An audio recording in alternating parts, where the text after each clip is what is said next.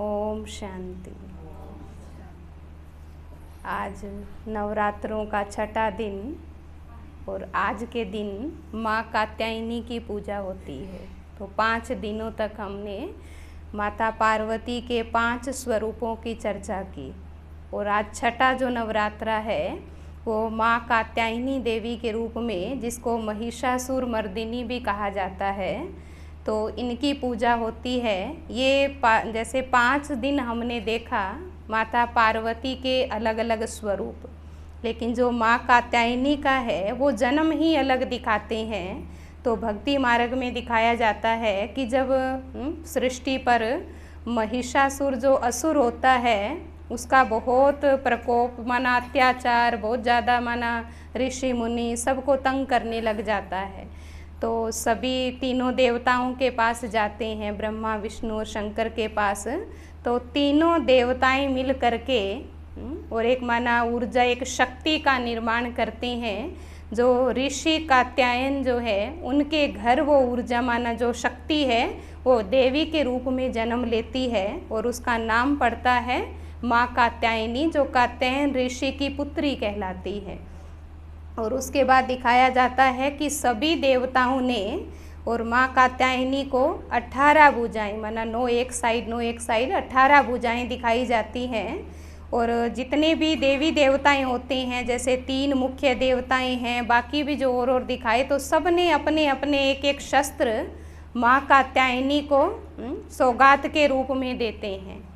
तो उसके बाद दिखाते हैं कि महिषासुर से उनका बहुत माना युद्ध होता है और माँ कात्यायनी की विजय होती है।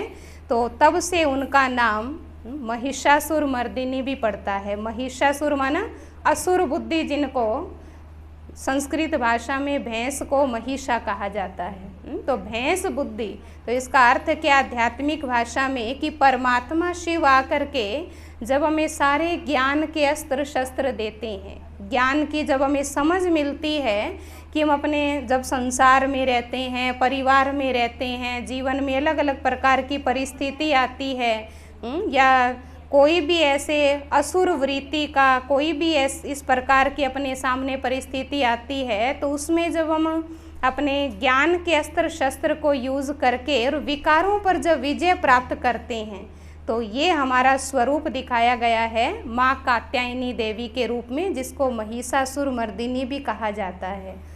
तो उसके बाद जैसे दिखाते हैं कि असुर संहारिणी, जीवन में जो भी विघ्न हैं, परिस्थितियां हैं, वो सब दूर हो, घर में संकट दूर हो, तो उसके लिए माँ कात्यायनी देवी की पूजा की जाती है। तो हम सबको भी परमात्मा शिव क्या कहते हैं कि तुम नारी शक्ति हो। माताओं को क्या कहा, सब माताएं अपने उस स्वरूप को जागृत करें कि कलयुग में जो हमारे मन में विकार आ गए हैं, हमारे जीवन में जो विकार आ गए हैं, उन विकारों से हमें संघर्ष करना है।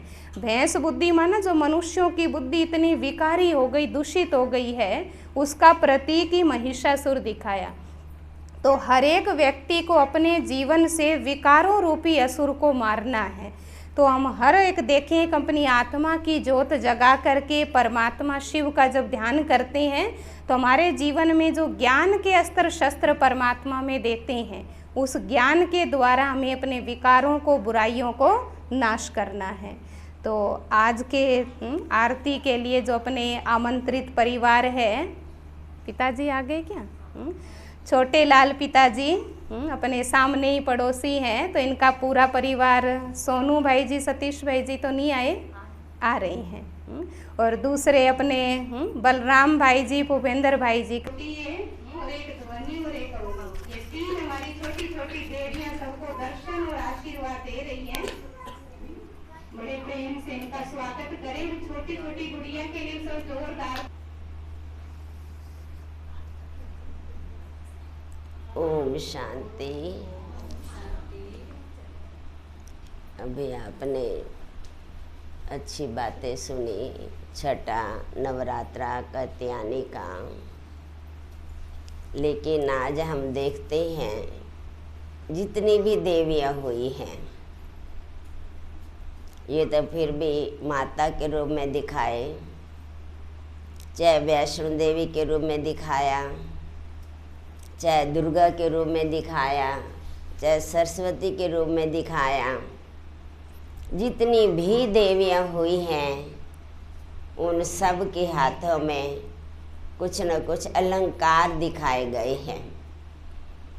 तो हर देवी से हमें ये प्रेरणा मिली है कि हम घर में रहते हुए भी कमल फूल के समान पवित्र रहें। क्योंकि आज की जो देवी का नाम लिया कि इसके अंदर जब ये पैदा हुई, इसके माथे पर तेज बहुत था, इसलिए कहा जाता है कि इसकी हम जितनी भी ज़्यादा पूजा करें तो उससे मोक्ष प्राप्त होता है। लेकिन हम पहले मोक्ष का अर्थ समझें। वैसे तो हर देवी का इशारा है, लेकिन हम इसका अर्थ समझें। मोक्ष मीन्स छूटना, लेकिन छूटना किससे है?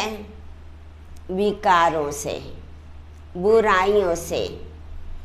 आज जो हम देखते हैं कि घर घर में या हर मनुष्य के अंदर बहुत विकारों की उत्पत्ति इतनी हो चुकी है, जो आज हमारा भारत ही भ्रष्ट हो गया है। जो भारत हमारा सोने की चिड़िया कहलाता था, उसमें देवी देवताएं ही राज्य करते थे, तो आज वो हमारा भारत कंगाल भिखारी की चिड़िया बन गया है। तो इसलिए भगवान हमें अब ये प्रेरित करते हैं कि अब हमें अपनी बुराइयों को भी छोड़ना है और अपने उमंग उत्साह में रहना है और खुद को भी उमंग उत्साह देना है। आज कत्यानी देवी जी ने भी यही प्रेरणा दी है कि हमें अपनी बुराइयों का त्याग कर अन्य आत्माओं को ये वरदान दें कि सब अपने आगे बढ़े और अपनी बुराइयों को ख़त्म करके उमंग उत्साह और खुशी में रहे। क्योंकि जब हमारे अंदर उमंग नहीं होता, उत्साह नहीं होता, तो आप जानते हैं कि हमारे अंदर खुशी नहीं होती है। इसलिए आज सब कुछ होते हुए भी हमारे पास खुशी नहीं है। सुख बहुत है लेकिन खुशी नहीं है। तो हम इन देवियों से ये प्रेरणा लें कि हमें कुछ भी हो जाए, हमें कोई न कोई बुराई का त्याग ज़रूर करना है। देखो, नवरात्रे मनाने का मतलब यही है। ये नहीं है कि सिर्फ हमने पूजा पाठ कर लिया, हमने अगरबत्ती धूप जगा ली या हमने धोक लगा ली, इससे हमारा जीवन उच्च नहीं बनता है। हमारा जीवन उच्च उससे बनता है और जब हमारे अंदर बुराइयां खत्म हो जाती है। आज जितनी बुराइयां हमारे अंदर पनपती हैं, उतना हमारा मन अशांत होता है, जिस कारण से घर का वातावरण भी बदल जाता है। तो इसलिए आज हम सब इन देवियों से, भले ये नन्ही मुन्नी देवियां हैं, ये देवियां भी बहुत प्रेरणा देने वाली हैं।